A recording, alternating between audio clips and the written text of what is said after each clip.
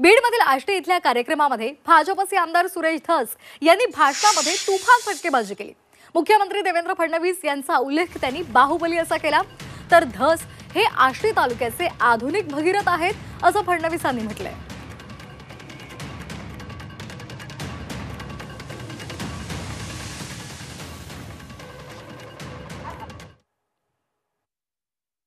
TMC मराठवाड्याला दिले, त्यातलं 1.68 आम्हाला आलं।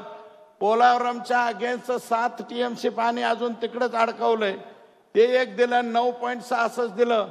तर बीड जिल्हा आणि बीड जिल्ह्यातला आष्टी तालुका आणि धाराशिव जिल्ह्यातले 5 तालुके कायमचा विषय मिटणारे। आणि ही फक्त आशा आणि आकांक्षा देवेंद्र फडणवीस याच नावातून आहे। आमची दुसरीकडून कुणाकडूनच अपेक्षा नाही, मिळणार भी नाही। फक्त आणि फक्त देवेंद्र बाहुबलीच हे देऊ शकतात, दुसरं कोणी देणार नाही। आणि या कामामुळे ज्यांचा उल्लेख या तालुक्यामध्ये आधुनिक भगीरथ म्हणून होणार आहे असे आपले लोकप्रिय आमदार सुरेश अण्णा धस